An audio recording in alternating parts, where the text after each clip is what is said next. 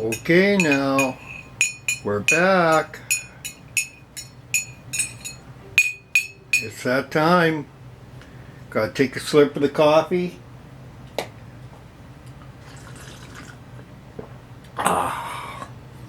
Punctuated with the and my wife makes good coffee. In fact, so good, I'll have another slurp. Okay, I'm coming, as they say. Or as I say. Got the lighting, I think. Got shadows too, but oh well. Yes. Welcome to another amateur video of Dumpster Divers PC Reclamation. A few things. I know it's been a while since I posted a video. I've been very busy with my girls, and with the recent surgery set me back quite a bit.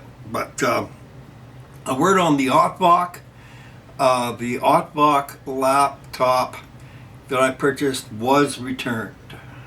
I had some audio issues with it, and since it was under warranty, I decided, rather than messing with it, I just send it back. And but I still gave OTVOC a second chance. I repurchased it with a third-party extended warranty. Hopefully this will work out. I haven't taken it out of the box yet, or looked at it. I suppose maybe I should do that at some point, but because I have an extended warranty, I know I can take my time. It's not the Amazon 30-day limited warranty. It's extended warranty for a couple of years, and so that way at least I have some protection in the event that it also has an audio issue or whatever. But other than that, the OTVOC did seem to be a fairly good bang for the buck. But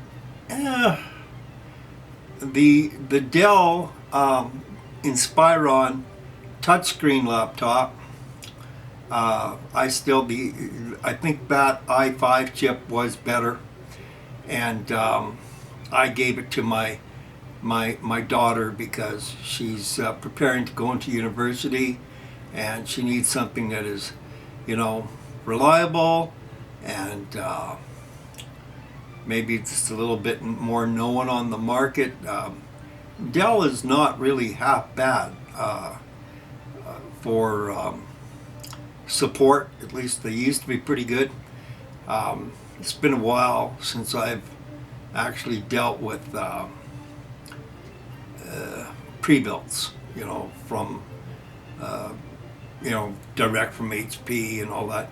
All those that I work on are used, and the warranty's off of them, and I don't mess around. If it's done, it's done. If I can put a used piece back in it, I'll do that, and it can be done.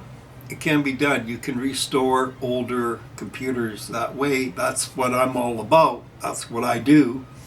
I restore older computers. And anyway, I won't go on too much of a tirade, but I do believe in giving, something that looks like it might have a little bit of promise, a second chance, because stuff happens. So I bought the OTVOC, and if I don't like it, well, I can always give it also to another one of my daughters. So yeah, it doesn't matter. Everything's what do they call it? Revolving door here. Hand me down one to the next, and keep upgrading, and it works out fine in the family. But that was the last video I made, basically fiddling around with an OTVOC. And like the top of the line, I think, is the one you want to get if you buy it. The other ones I don't think are worth it. I was informed that the chip, I think it's an NHD15. I can't even remember. No, NHD15. I think that's a Noctua. Well, anyway, that NH whatever chip in it. Apparently, they really keep this on the low down, but it is a type of Celeron chip. But if that's a Celeron chip, I'm amazed. It's like really fast, and it does say i7 series if you look up the chip on the Intel site. So I don't know that it's really a true Celeron. I don't think that it is, but it does seem to have pretty good speed. It's just not really. It's not a multi-threaded chip, but it seems to actually run pretty good for a laptop, and for what you pay for it, you know, I couldn't find anything that came close. So I did give it another try, and maybe I'll feature that Ottbach in another video. Today, well, a little bit of background first. My X99 workstation board is apparently not good enough for Windows 11.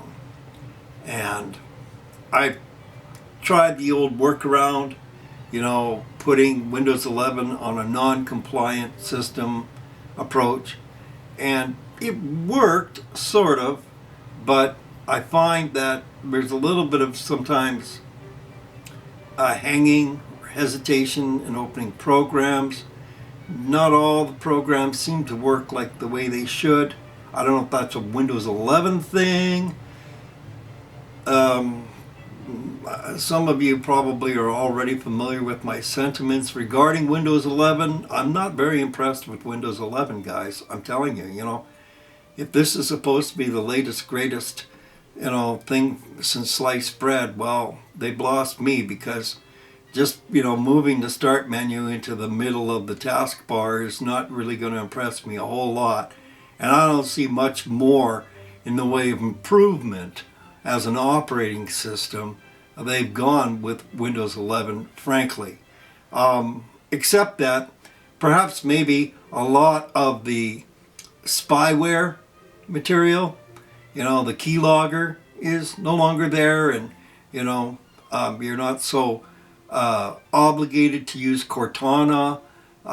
Maybe they don't quite have the bloatware that Windows 10 had. Again, you know, we're talking about the operating systems that followed the late great Windows 7, and so far none of them have actually impressed me all that much, with the possible exception of Windows 8.1, which also had its own problems. Of course, there were some serious security issues with 8.1, and yeah, it was on its way out. It's, you know, they kept trying to patch that up, and it just wasn't working out. But this is the problem when you start going with these tablet operating systems. You're not really getting a real comprehensive operating system like you would with Windows 7 Ultimate, for example. And consequently, you know, there were constant patchings. I mean, do you remember Windows 8? What a disaster that was. I mean, Windows 8 was so bad that I don't even know what was worse, Windows Mistake Edition or Windows 8. Okay, but Windows 8.1 was a vast improvement. And by the way, they should have called it Windows 9. You know, they could have used the word NINE, because it was a totally different operating system. In fact, the difference between Windows 8.1 and Windows 8 was greater than the difference between Windows Vista and Windows 7. That's how different Windows 8.1 was compared to Windows 8. And they don't tell you that, but if you do the research, you'll find out that that's the case. So that is your Windows 9, by the way, guys. They just, for whatever reason, they were all paranoid about, you know, there being some mistakes somewhere with maybe the data interfacing, confusing it for the actual Windows 9 that first kind of came out way back when Windows was all DOS. But I think that's a lame excuse. Frankly, they could have written protections for anything like that happening. I'm not sure why they didn't call it Windows 9. It should have been called Windows 9. But then, of course, they would have to admit that Windows 8 was really so horrible that, they actually had to offer you a completely different operating system, which they did, by the way. 8.1 was a completely different operating system, and that's why you could upgrade from Windows 8 to 8.1 without having to pay an extra dime for it. Of course, it was a pain to have to try to do all that upgrading, but it always is. And so now I am actually going to talk about a different kind of upgrading with my workstation. I'm upgrading my hardware. Actually, I'm almost completely replacing my hardware. And before I put it on my, this is my workbench, by the way. It's really dusty. I pulled it out of the cobwebs here. It's been a while since I've used it. And this old baby here, now some people go, well, wait a minute, that's a Thermaltake wall type computer that you hang right on your wall. That's not a workstation. That's not that's not a test bench. But this is my test bench, actually. This is my test bench. Listen, this is solid metal, and I looked at it carefully, and it's got trays in it for extra drives. It's got so many extra features in it, and it's solid metal, and it's better than many of the high quality test benches out there. And for less than the price of a test bench, I saw this on sale. I thought, you know what? This Thermaltake puppy here, this would make a great test bench. It's wide open. Like you do have glass that you can put in front of it if you want to hang it on your wall. I whatever. Like different, listen, user preference, I have to respect that. Everybody has their own taste and stuff like that. But the idea of my computer hanging on my wall just gives me the heebie-jeebies. If it falls, if something happens, somebody bumps into it, I don't know. I just don't like the idea of having my computer hanging on my wall. But this thing makes an excellent bench test. I'm telling you, I've run a lot of system boards on this Thermaltake thing here. It was not designed to be a test bench, but it can work just like one, just as easily, and give me way more features, way more USB connectivity, way more options, because it's made to be a PC that hangs on your wall. But I'm not hanging it on my wall. And I can turn it down, I can put it down like this and run it this way, just like a typical test bench.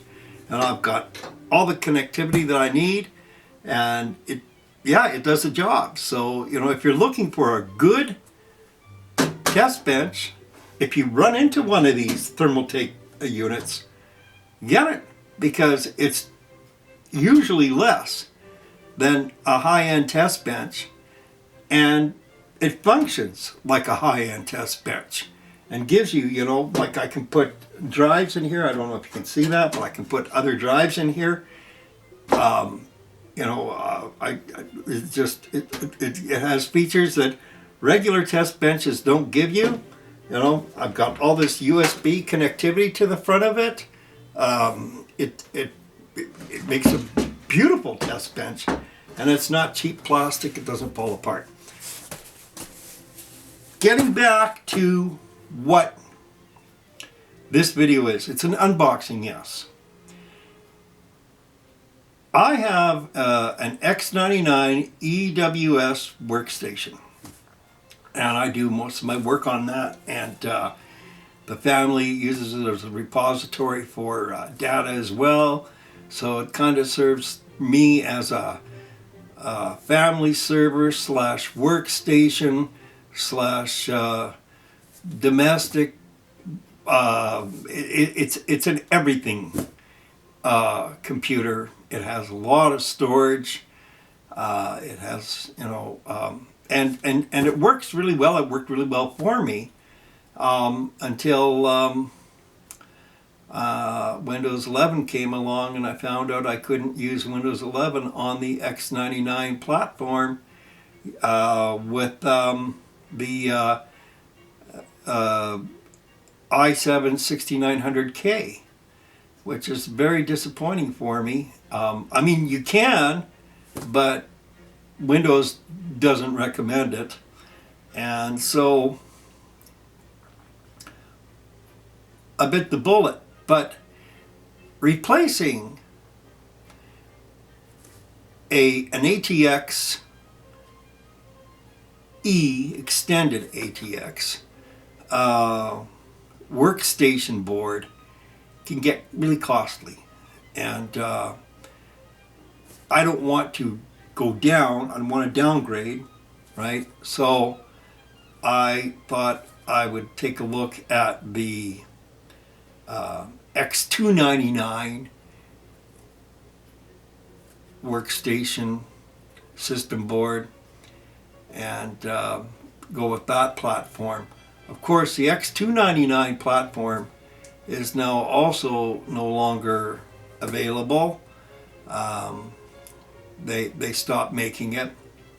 But at the same time, I want it to be compliant with my drives and with the other things that I use, the cards that I use. And I think this isn't so far removed from the X99 that I'm going to be running into any big problems that way. And, ASUS says it's Windows 11 ready, so, I'm using the X299 ASUS Sage. Now, if you look up what that thing costs, especially new, it's not cheap. And anybody who's replacing a workstation board knows that when you start, getting into that class of system boards, you're going to have to expect to pay a little bit more than, regular computer hardware prices. I was beside myself, being on a fixed income, being retired now, and still with a family to raise. I was looking, well, how am I going to go about this? And I thought, well, buy used and buy used, and that's what this whole thing is all about. Dumpster Divers PC Reclamation is about keeping hardware out of dumpsters, keeping hardware out of recycling bins, showing that you can make a lot of this stuff work as good as new, sometimes even better. And, because one of the things I've learned in my first 10 years of PC building, it took a while to sink in, but I learned that newer is not always better. And now it's been, over another 10 years, so well over 2 decades of PC building, I can attest that newer is not always better, and quite often it's worse, because manufacturers specialize in learning how to make things obsolete and how to give you just this much time before you have to run out and get another one. And hence here I am, working on another build, my main build, and to replace my main. And but I opted for this because I think this might be a good deal, provided it works, but it's used. Brand new, together, the system board and the CPU would probably run about $3,000. All right, so I don't have that kind of money, but for under $1,000, I got myself a system board and a CPU. So we're going to see how this works. We're going to put it together, and we're going to see, you know, if everything's okay. And if it is, well, then this will be replacing the X99 board. And I still have plans for the X99 board, by the way.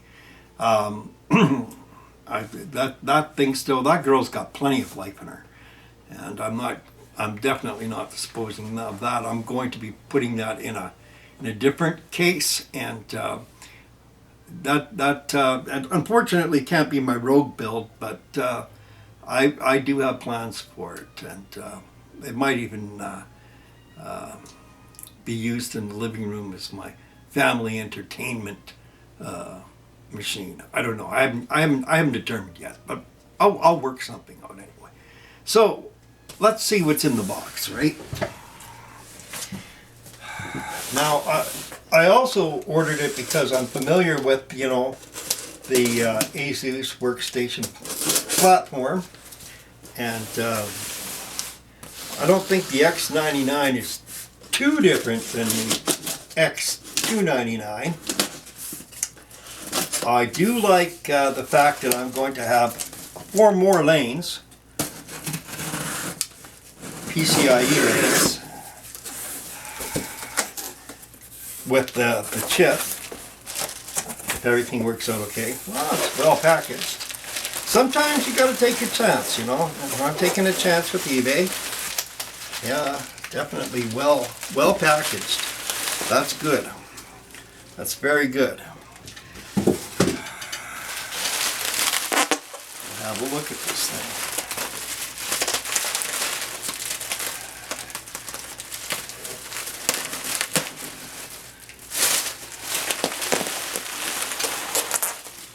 But it's another system board that's being saved from the dumpster. And yeah, they did a good job. This company did a good job packing it, and they've got it in the electrostatic bubble wrap too. So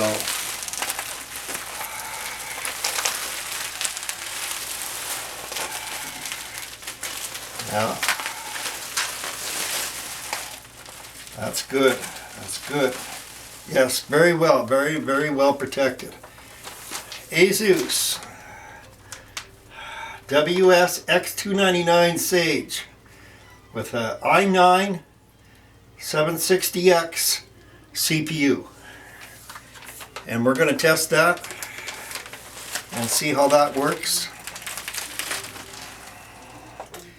But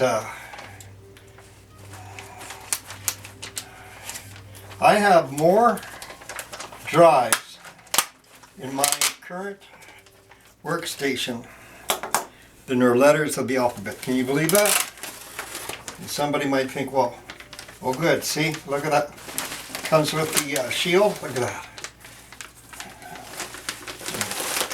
Thought to make sure that I get the shield, I/O shield. I like that.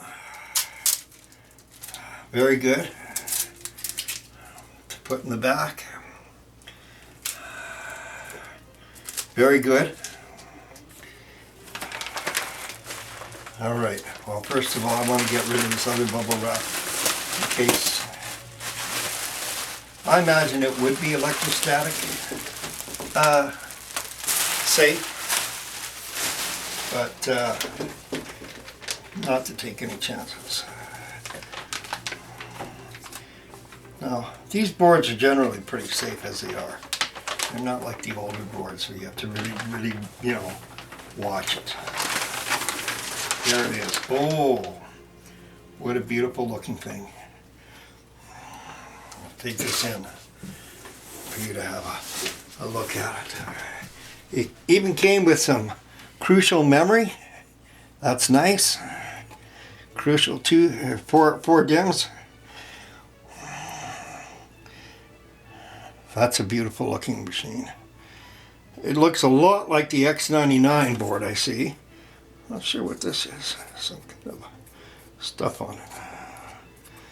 But the headers, the fan headers look okay.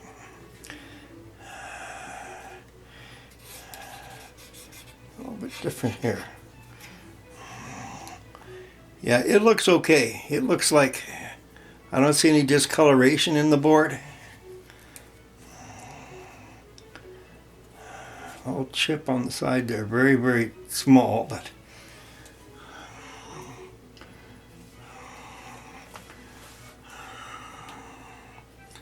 yeah, I don't see any discoloration. That's good. Yeah, brand new. I'd say this thing would probably be running somebody around $3,000 with the chip in it. Yeah, workstation, it says right here, workstation. Yeah, that's the replacement board that I will be using. And so there it is. And I hope that I'll be able to put my cooler on it and all the things that I need to do with it. Eventually putting it in my thermal take GT. But it does look like a fine board.